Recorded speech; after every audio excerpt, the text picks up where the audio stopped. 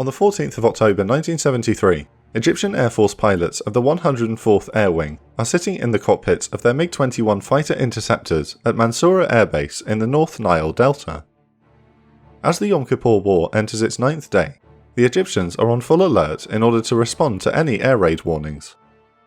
At 3:15 p.m, air observation posts on the northern Egyptian coast notify Egyptian Air Force High Command that 20 Kornas fighters, the Israeli Air Force designation for their F-4 Phantoms, have been spotted crossing into the Nile Delta.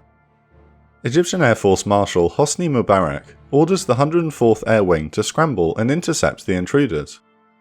The following battle is considered by some to be the largest and longest battle between jet-powered aircraft in history. Or was it? The Air Battle over Mansoura is considered the Egyptian Air Force's finest hour. Conversely, the Israeli Air Force denies that these events ever happened. We'll be looking in this video at the evidence presented by both sides. Where often in conflict both sides will exaggerate or embellish accounts of their victories and downplay their defeats, this is an unusual case where one side claims a major engagement happened and the other side completely denies it. To begin with, we'll show the Egyptian version of events, for no other reason than the animation will be somewhat more interesting to watch than the Israeli version. But first, a quick word from this week's sponsor, War Machines, a fast-paced, free-to-play mobile game where rapid decisions and strategic moves make the difference between victory and defeat in real-time tank battles that last just 3 minutes. Use over 30 realistic tanks from World War II to modern-day beasts that best suit your style, and don't forget to research and upgrade your tanks to become even more powerful. Battle in 3 action-packed game modes where you can play alone or as part of a team. War Machines was released in 2016 with 150 million downloads and more than 400,000 active users per month. Excitingly, the Expendables movie franchise will be coming to the game. You'll be able to use characters from the films, each with their unique designs and abilities. Don't miss out on unique Expendables themed events. Beat your enemies with the help of Expendables seasonal content, and immerse yourself in the Expendables plus War Machines universe by clicking our link in the description below, or use the QR code to play the game for free. On the 6th of October 1973, Egypt and Syria launched a surprise attack on Israel in an attempt to regain territories lost during the Six-Day War of 1967. The Arab powers knocked the complacent Israeli military on its heels, especially in the Sinai Peninsula, where Egyptian forces managed to break through the Bar-Lev line on the first day of the war. However, the Israeli military stabilized the front line by the end of the first week, and is preparing to counterattack the Egyptian forces in the Sinai. Hoping to expand their tenuous bridgehead, the Egyptian 2nd and 3rd armies will launch an offensive on the 14th of October. The Egyptian offensive begins at dawn but makes little progress. This is the first time the Egyptian army is advancing out of their protective umbrella of surface-to-air missiles on the west side of the Suez Canal, and the Israeli Air Force takes full advantage. Although the attack is covered by the Soviet-built aircraft of the Egyptian Air Force, they are no match for Israel's modern F-4 or Kornas, A-4 or Ayat, and Mirage or Nesher fighters. With the Egyptian offensive stopped cold, Israel plans their own counterattack to establish a bridgehead across the Suez Canal. In order to accomplish this, the Egyptian air power will need to be neutralized. For now, we will follow the Egyptian recounting of events on the 14th of October. When the large formation of Israeli aircraft is spotted approaching the northern Nile Delta, 16 MiG-21 interceptors of the 104th Air Wing are scrambled from Mansoura Air Base. Yet, unlike previous air battles against the Israelis, the Egyptian pilots are ordered to not seek out and engage the enemy before they can reach their target.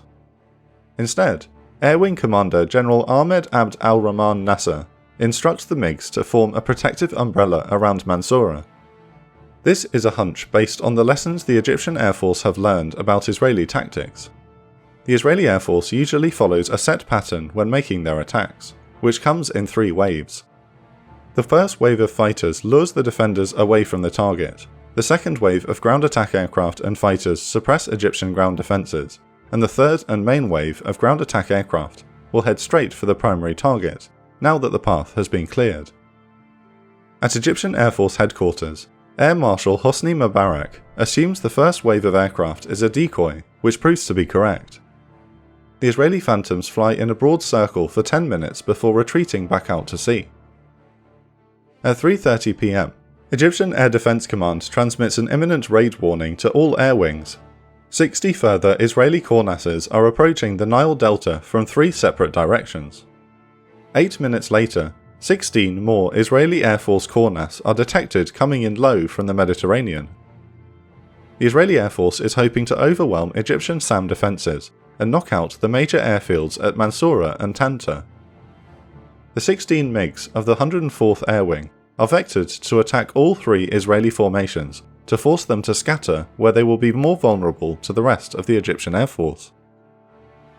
As the umbrella of MiGs split up to engage, a further 24 MiG-21s from Mansoura, along with 8 each from Tanta and Abu Hamad air bases, are scrambled to take part in the battle. The ensuing air battle is fierce and chaotic. For 53 minutes, 60 Egyptian MiG-21s grapple with over 100 Israeli Kornas fighters in the skies over Mansoura.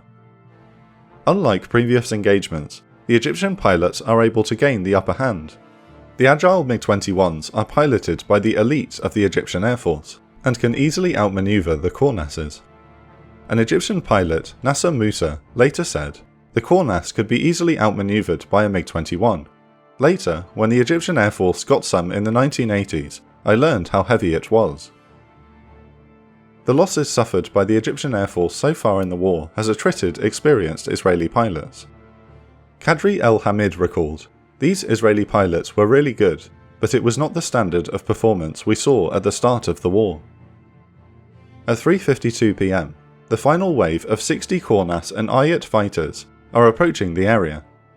However, the Israeli strike leader sees how poorly the air battle is going, and decides to retreat without engaging the enemy. When the battle ends, 17 Israeli Kornas fighters will have been shot down for the loss of 6 Egyptian MiGs.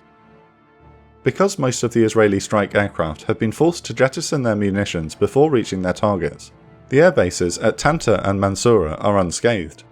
It is a stunning victory for the Egyptian Air Force over their enemy. At 6 p.m, Cairo radio broadcasts that 15 Israeli aircraft have been shot down in air battles over the Nile Delta, a number later raised to 17. Today, Egypt celebrates its Air Force Day on the 14th of October. The successful interception increases Air Marshal Hosni Mubarak's stature within the Egyptian government. Following the assassination of Anwar Sadat in 1981, Mubarak ascends to the presidency of Egypt and will rule for the next 30 years. The air battle at Mansoura continues to be a source of pride for the Egyptian nation, a demonstration that Arab pilots are just as brave and skilled as their Israeli counterparts. Yet, the events of the 14th of October are highly disputed. Israel radio claimed that day that 15 Egyptian aircraft had been shot down, a number later reduced to 7. Today, the Israeli Air Force has never acknowledged that a dogfight took place over Mansoura, and contends that the Egyptian Air Force invented this victory for propaganda purposes. As such, the air battle of Mansoura is a rarity in modern history. To the Egyptians, it is one of their greatest victories. According to the Israelis, it never happened. In order to unravel more of this story, we will need to examine the finer points of the Mansoura air battle. First, we start with the indisputable facts. Although the Israeli Air Force claims there was never an attempt to hit the airbase at Mansoura on the 14th of October, there were large dogfights over the Nile Delta on that day. The Israeli Air Force mounted maximum effort air operations to defeat the Egyptian offensive in the Sinai, while the Egyptians did the same against Israeli forces. Both sides acknowledged casualties on this day. The Israeli Air Force admitted to the loss of at least 1 Kornas, and the Egyptians admitted to losing 6 MiG-21s. In a major point for the Egyptian side of the story, the Israeli Air Force suspended all attacks on Egyptian airfields following the 14th of October, although dogfights over the Nile Delta continued until the end of the war. There is evidence supporting that the battle actually happened. Despite the Israeli Air Force's official denial of any attack on Mansoura, Israeli aviation historian Shlomo Aloni writes in his book Israeli F-4 Phantom II Aces that there indeed was a mission to Mansoura on the 14th of October. According to Aloni's interviews of Israeli Air Force veterans, a squadron of Kornas strike aircraft was allocated to bomb Mansoura, but their only objective was to draw off Egyptian fighters to allow 2 other squadrons to hit the primary target at Tantar Air Base. The Kornas pilots reported engaging the enemy at 3:35 PM, almost the exact same time given by the Egyptians for when the dogfight began. Furthermore, both Egyptian and Israeli pilots recall vivid details of the engagement. In addition to Shlomo Aloni's account, David Nicole and Tom Cooper's book Arab MiG-19 and MiG-21 Units in Combat contains extensive recollections of the dogfight. An Israeli pilot from No. 201 Squadron, Eli Zohar, summed it up as the toughest mission of my life, while an Egyptian pilot, Medat Arafa, recalled, "It was a frightening sight because I had never seen so many aeroplanes in one area." Contrary to Israeli claims, there almost certainly was an air battle of some description in the Mansoura area on the 14th of October 1973. However, there are several issues with the Egyptian side of the story which cast doubt on the accuracy of the Egyptian Air Force's claims, beginning with the number and type of aircraft involved. The Egyptian Air Force maintains that its pilots engaged between 120 and 160 Israeli F-4 or Kornas aircraft and A-4 or Ayat aircraft over Mansoura, a number that is undoubtedly too high. Before the Yom Kippur War, the United States had delivered 130 F-4s to Israel, and roughly the same number of A-4s. Israel's Kornas fleet also suffered heavy losses in the first days of the war, meaning Israel was down to roughly 100 Kornases by the 14th of October. Furthermore, Shlomo Aloni's research indicates that 3 Kornas squadrons took part in the attacks on Tantar and Mansoura, which translates to a maximum of roughly 70 F-4s. Thus, the air battles over the Nile Delta on the 14th of October were likely between two forces almost evenly matched in numbers. Contrary to the Egyptian version of events, Israeli historian Shlomo Aloni summarised the battle in the following terms. Tantar Air Base was closed for 24 hours, and the air-to-air kill-to-loss rate was 9-1 in the Israelis' favour. If so, this would suggest an Israeli victory. This would also be supported by trends across the battlefield, as the Israeli Air Force still proved tough to beat in dogfights. According to former CIA agent Kenneth Pollack, there were 52 major dogfights between the Egyptians and the Israelis during the war. In all, the Egyptians succeeded in shooting down 5 to 8 Israeli aircraft while losing 172 of their own to Israeli fighters. Historian Lone Nordine further contends that only 2 Israeli Air Force aircraft were lost on the 14th of October and no pilots were killed, a number that is supported by the Israeli Air Force's archives. Additionally, an investigation by the author Tom Cooper in 2019 revealed that the Egyptian Air Force does not teach about the Battle of Mansoura in its own training academies. Such a victory would surely be a valuable source of experience and inspiration to new Egyptian pilots. This begs the question, if indeed it wasn't, why would Egypt claim Mansoura as a great victory? The obvious motivation would be the value of war propaganda. Both sides embellished their successes during the war. The Israeli Air Force claimed it had shot down 15 Egyptian fighters on the 14th of October, before later reducing that number to 7. While the Yom Kippur War started primarily because Egypt and Syria sought to regain lost territory, it was also about restoring Arab pride after so many years of Israeli dominance in the region. The Israeli Air Force had bested its Arab neighbours time and time again in aerial combat, which severely demoralised the Egyptian and Syrian air forces. Internal politics may also have played a role, a theory which revolves around one man, Air Marshal Hosni Mubarak. Mubarak parlayed his success in the Yom Kippur War into the Egyptian vice presidency, and later assumed absolute control over the country. Before his death, President Anwar Sadat never mentioned the air battle at Mansoura in his memoirs, despite it supposedly being Egypt's greatest aerial victory over Israel.